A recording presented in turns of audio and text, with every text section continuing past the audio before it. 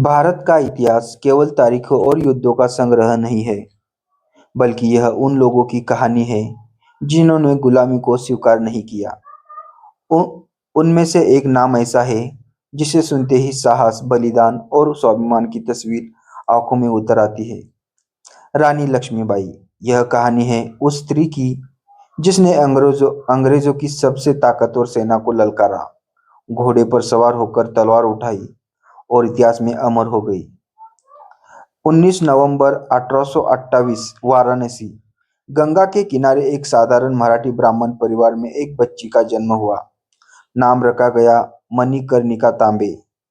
उसके पिता मोरोपंत तांबे पेशवा बाजीराव के दरबार में काम करते थे। मां भागीरथी बाई का देहांत मणिकर्णिका के बचपन में ही हो गया। मां की कमी के मां की कमी ने उसे कमजोर नहीं बल्कि कठोर बना दिया। जब बाकी लड़कियां गुड़िया से खेलती थी, मणिकर्णिका तलवार चलाना सीखती, घुड़सवार करती, कुश्ती लड़ती, निशानेबाजी का अभ्यास करती। लोग उसे प्यार से मनु कहते थे। 1842 में मनु का विवाह झांसी के राजा गंगाधर राव नेवालकर से हुआ। शादी के बाद उनका नाम पड़ा रानी लक्ष्मीबाई। झांसी उस समय एक छोटा लेकिन रणनीतिक रूप से महत्वपूर्ण राज्य था। रानी लक्ष्मीबाई केवल रानी नहीं थी, वे प्रशासन समझती थी, राजनीति जानती थी, सेना का अभ्यास करती थी। राजा गंगाधर राव बीमार रहने लगे। 1847 में उनके पुत्र का जन्म हुआ, लेकिन दुर्भाग्य से वह कुछ महीनों में ही चल बसा। यह झांसी के भविष्य पर भारी पड़ने वाला था। राजा गंगाधर राव ने मृत्यु से पहले एक बच्चे को गोद लिया। नाम रखा नाम रख नाम रखा गया दामोदर राव। लेकिन अंग्रेजों के गवर्नर जनरल लॉर्ड डलहौजी ने लागू किया दत्तक नीति दत्तक नीति।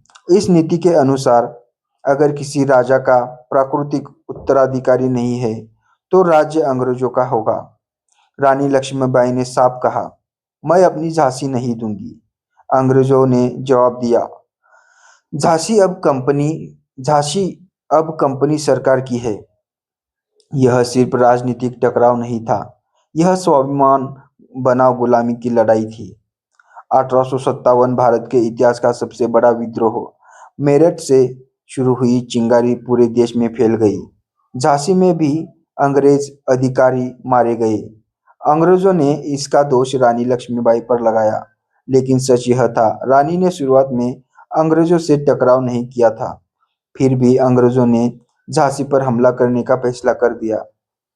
मार्च 1858 अंग्रेज जनरल व्यू रोज भारी सेना लेकर झांसी पहुंचा।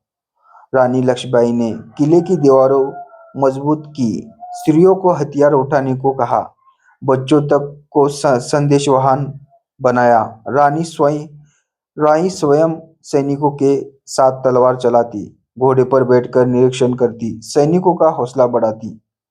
झांसी के किले से निकलती गोलियां की आवाज पूरे शहर में गूंजती थी।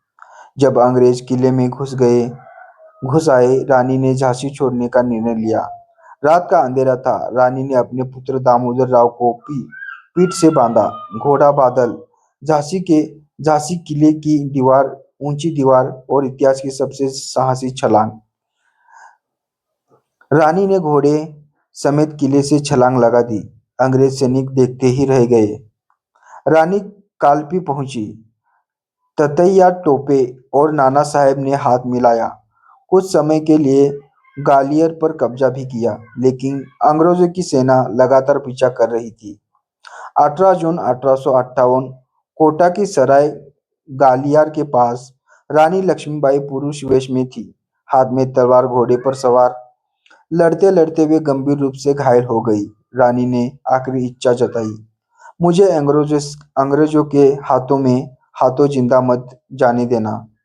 उनके हाथ साथी ने उनका अंतिम संस्कार वही कर दिया। अंग्रेज जनरल व्यू रोज ने कहा, भारतीय विद्रोह में वह एकमात्र मर्द थी। रानी लक्ष्मीबाई मरकर भी नहीं मरी। आज स्कूलों में उनका नाम पढ़ाया जाता है, कविताओं में उनका साहस गूंजता है। महिलाएं उन्हें शक्ति का प्रतीक मानती है। सब सुभद्रा कुमारी चौहान की पंक्तियां आज भी अमर है। खूब लड़ी मर्दानी, वो जो झांसी वाली रानी थी।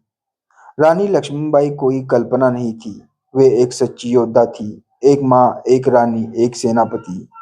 उन्होंने यह साबित किया, स्वतंत्रता भीख में नहीं मिलती, उसे लड़कर पाया जाता है।